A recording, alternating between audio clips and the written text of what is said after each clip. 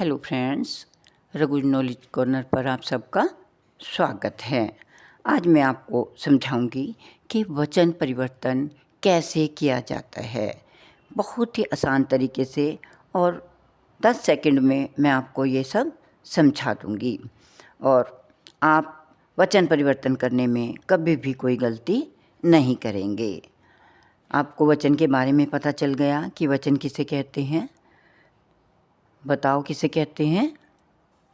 हाँ, वचन कहते हैं शब्द के जिस रूप से एक या अनेक होने का बोध हो उसे हम वचन कहते हैं। वचन में जो है 3 तरीके से हम इसमें परिवर्तन कर सकते हैं, आकारांत, उकारांत, औकारांत।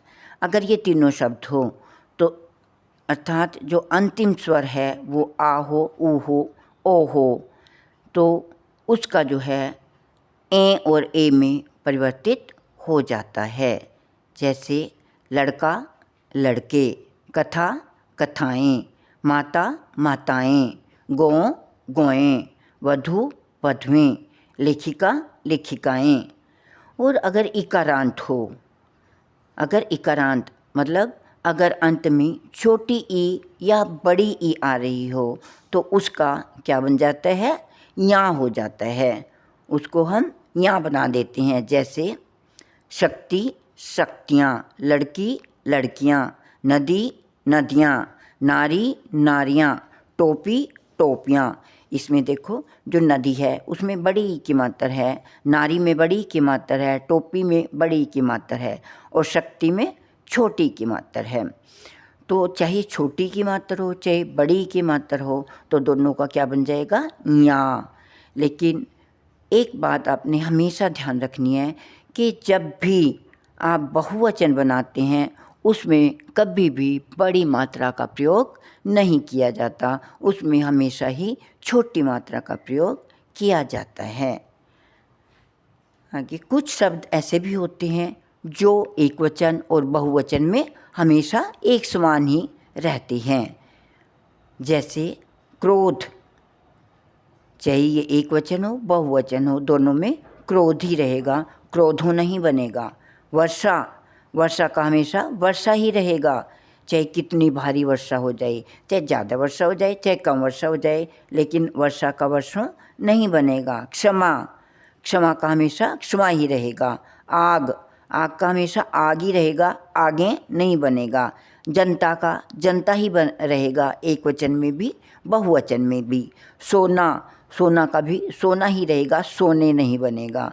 पानी, पानी का भी पानी ही रहेगा, पानिया नहीं बनेगा। छाया, इसका भी छाया ही रहेगा, एक वचन में भी बहुवचन में भी। ऐसे ही हवा, प्रेम, सामग्री, समान, जल आदि ये सारे जो है हमेशा एक वचन ही रहेंगे, इनमें कभी भी बहुवचन नहीं बनेगा।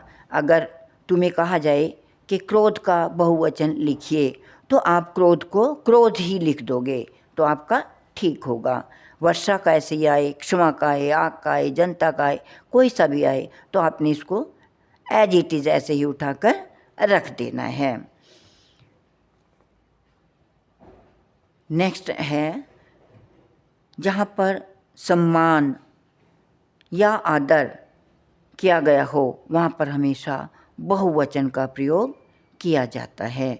जब हम किसी का सम्मान करते हैं, जैसे माता जी आ रही हैं, तो हम हैं प्रयोग करते हैं, तो वो बहुवचन नहीं है तो वो एक वचन, क्योंकि माता जी तो एक ही हैं, लेकिन वो हमेशा बहुवचन में प्रयोग में लाई जाती हैं। जैसे पिताजी आ रहे हैं, ऐसे तो नहीं कहते पिताजी आ रहा है, ऐसे बोलेंगे ना पिताजी आ रहे हैं, तो ये हमेशा एक बहुवचन में ही प्रयोग किया जाता है। जब भी हम किसी की रिस्पेक्ट करते हैं, किसी का सम्मान करते हैं, तो उसको हम हमेशा आदर से जब बुलाते हैं तो उसको बहुवचन में ही संबोधित करते हैं। जैसे महात्मा बुद्ध महान थे, गांधी जी अहिंसा के पुजारी थे, आप क्या चाहते हैं, इत्यादि।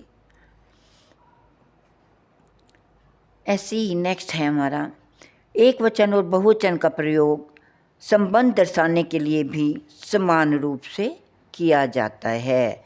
अर्थात जब हम किसी से किसी का संबंध बताते हैं तब भी चाहे एक वचन हो चाहे बहुवचन हो, हम एक ही शब्द प्रयोग में लाते हैं। जैसे नानी, नानी जी आ रही हैं, चाहे 2-3 बच्चों की नानियाँ आ रही हों तब भी हम यही कहेंगे नानी जी आ रही हैं। चाची, ताऊ इत्यादि।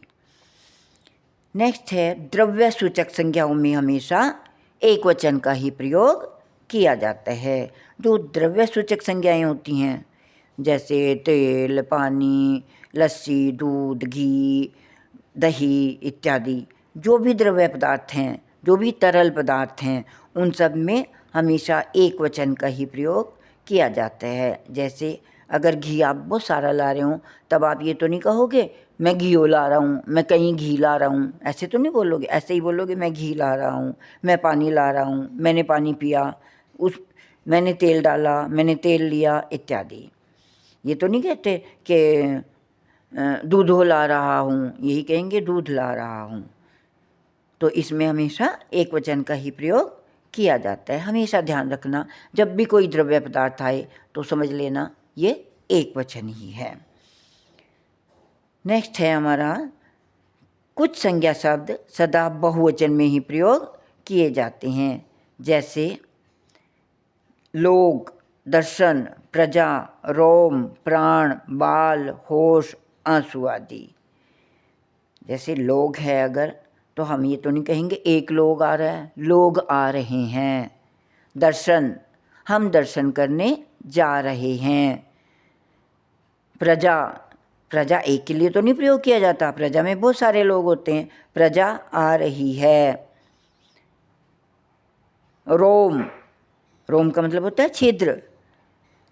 कभी भी ये नहीं कहते हमारे शरीर में एक छिद्र है, यही कहेंगे हमारे शरीर में रोम है। प्राण, उसके प्राण निकल गए, ये तो नहीं कहते उसका प्राण निकल गया। ऐसे ही बाल, होश, आंसू आदि, हमेशा बोलते हैं आंसू आए, आंसू आया तो नहीं, आंसू आए। ये हमेशा बहुवचन में ही प्रयोग किए जाते हैं। हमेशा ध्यान रखना कि ये हमेशा बहुवचन में प्रयोग किए जाएंगे। कौन कौन से शब्द? लोग, दर्शन, प्रजा, रोम, प्राण, बाल, होश, आंसू आदि। नेक्स्ट हमारा है, वचन में पुल्लिंग के इकारांत उकारांत शब्दों का प्रयोग दोनों वचनों में समान रूप से किया जाता है। जैसे एक डाकू, 10 डाकू, एक आदमी, 10 आदमी। तो आदमी आदमी ऐसे ही प्रयोग किया जाएगा, डाकू डाकू ही प्रयोग किया जाएगा। अपना अधिकार या बड़प्पन जताने के लिए भी हम मैं के स्थान पर कभी कभी हम का प्रयोग करते हैं, बहुवचन का प्रयोग करते हैं। जैसे जब बड़े लोग हमें कोई बात कहते हैं तो कहते हैं हम ऐसा नहीं करेंगे, जबकि जैसे आपके पिताजी हैं, अगर कहते हैं कि अगर तूने गलत काम किया तो मैं तेरे को घर से निकाल दूंगा, तो बोलेंगे हम तुम्हें घर में नहीं रहने देंगे। वो हमेशा हम का प्रयोग करते हैं। तो मेरे ख्याल से आपको वचन परिवर्तन अच्छे समझ में आ गया होगा। अगर आपको मेरी वीडियो अच्छी लगी हो, अगर आपको वचन परिवर्तन अच्छा लगा हो तो आप इसे लाइक और शेयर ज़रूर कीजिएगा और कमेंट्स करके बताइए कि तुम्हें वचन परिवर्तन समझ में आया या नहीं। तथा जिन लोगों ने अभी तक मेरे चैनल को सब्सक्राइब नहीं किया है वो जल्दी से सब्सक्राइब कर दें। धन्यवाद।